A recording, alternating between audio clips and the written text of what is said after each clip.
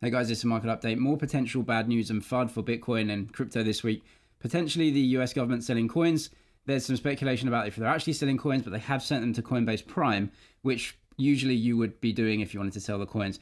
But we're in this just huge no man's land right now between narratives. We've had all the positivity. We've had the ETFs. We've had the, kind of change in the market sentiment. We had Donald Trump saying Bitcoin reserved for the US. All of that's been and gone. And, we're still in this downtrend right now. And we're just kind of lacking for any real narrative in the market that's going to push us higher. Like, what's the next thing? The next thing is liquidity injections from central banks, the turn in the cycle.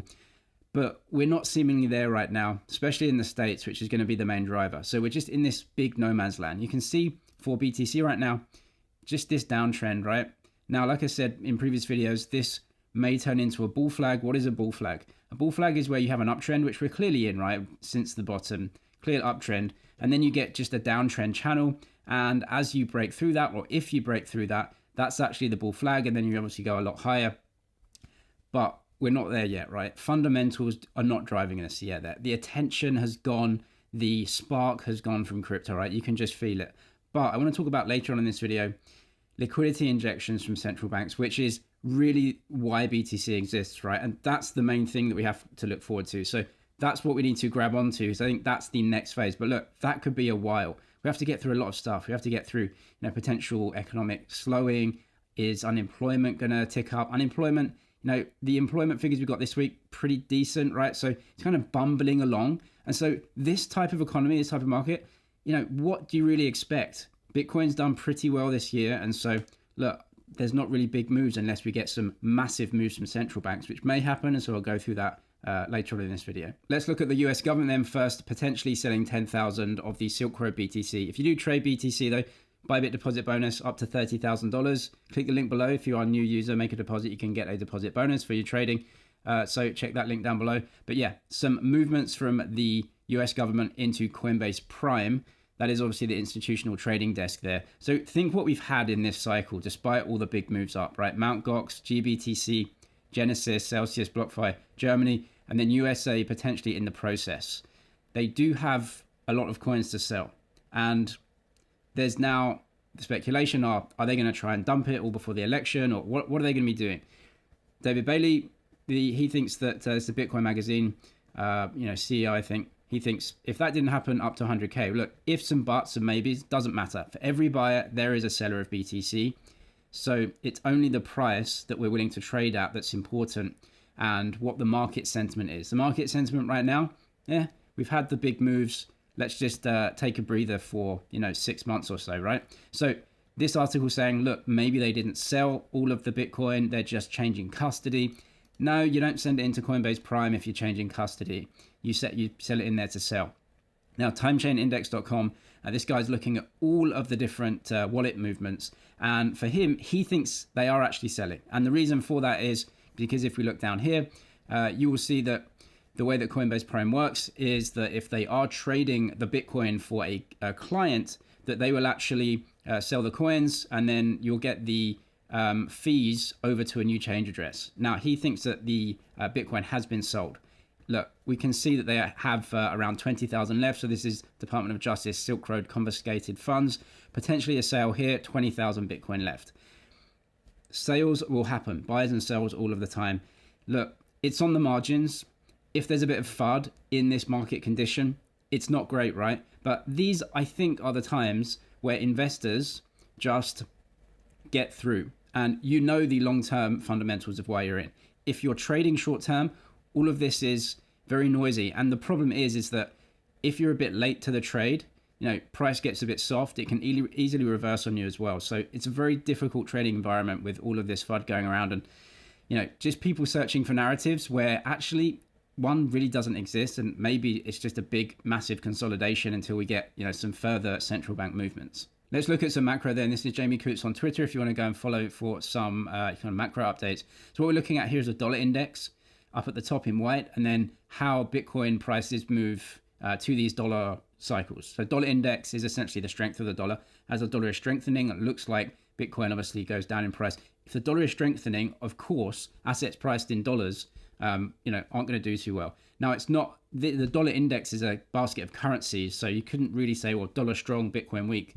But how does that relate to the macro? If the dollar is very, very strong, right, then essentially risk taking actually comes off the table, right? If the dollar is very, very strong, then you have a lot of demand for dollars, and a lot of that demand goes out of risk assets and then into dollars, right? So it's essentially a slowdown in the world economy. As the states maybe attempt to weaken the dollar, that can spark some currencies or assets going into the more riskier end of stuff like Bitcoin would be. So you're looking at kind of risk on, risk off cycles, right? So as the dollar strengthens, Bitcoin risk off, not great. As the dollar tends to weaken, that potentially shows us that we're in an area where a little bit more risk on. Maybe central banks are starting trying to stimulate demand a little bit, and Bitcoin tends to do pretty well. So you had that one here as it breaks to the downside, two as it breaks to the downside, and then potentially here another break to the downside. We are seeing big movements in central banks right now, right? You're seeing interest rate hikes in Japan, and what they're trying to do is weaken the dollar, right? Because it's all about differentials. Money has no value. It only has value in relation to what it trades against other things. And so one currency only has a value against the other thing on a rate differentials basis. So if you strengthen the yen, then maybe the dollar in the dollar index would potentially weaken a little bit. And so maybe we're getting little signs that these central banks actually want to try and weaken the dollar a little bit to kind of spur a little of demand. If they're trying to spur demand a little bit, that's generally pretty good for BTC. These things take a long time to play out, but we are starting to see those signs. So what this is important for is the rest of the cycle, because usually the 4-year cycle, as you can see, would be going way into 2025. And so we've got a long way left to go in the bull market. And what I would suggest is another move left in this bull market. Bitcoin tends to do nothing for a while and then moves a lot. So, we're all waiting out for that next move. Another great piece of data here from Jamie Coots as well. This is what he calls his liquidity momentum model. So you've got the three main central banks here, the Chinese, Japanese, American central banks, and where the liquidity spigots kind of sit. So obviously red is liquidity drawdowns, green is where they're trying to increase liquidity in the system. These are the cycles as they play out, right? Because inflation is something that they create when more money chases the amount of goods and services in the economy, and they create that inflation. And when inflation starts to rise up to a big enough amount, we all start looking around and say to ourselves, what is going on here? Like things are getting a bit crazy. Everything's getting more expensive than my wages. And that's when they have to crash the economy and make you forget about that and just be thankful that you have a job. So you go back to work with some of your money and your labor stolen away from you. And then, when all of the inflation starts to die down again, they obviously start stealing your money again, which is creating inflation in prices, which is what's inflation in prices? It's essentially you becoming less wealthy because your wages can't buy enough stuff that it used to, right? So they're essentially stealing your labor in 4-year cycles. But anyway, we can see over the past month, the BOJ and PBOC have added 400 billion and 97 billion respectively. The broad global monetary base has expanded by 1.2 trillion.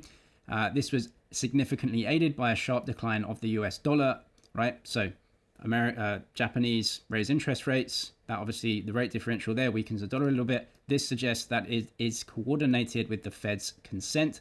Green, green, green right here. The next year or so, what are we looking at? The economic data is not massively weak, but it's kind of bumbling along. It's very difficult to know if we're going to get another cycle like this 2020-21 cycle, which was just insane, like helicopter money.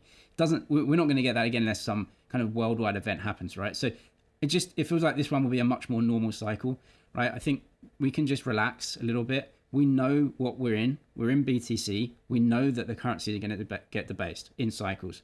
Absolutely 100% guaranteed. Every single currency ever created has literally been debased to zero, right? So we know that. We're in the strong currency. We can just let these cycles play out. No need to panic. No need to get, our heads turned by fear, FOMO, anything. We're in the middle of a cycle. There's a long way to go. And so, this is good info. We can see that right here, that they are doing exactly the same this cycle as they've done in every previous cycle, because they have to debase the currency and we're in the thing that protects us against that. Over the next few months, things could definitely change a lot. We have rate cuts starting in September. Most people in the market think that's going to happen in September now.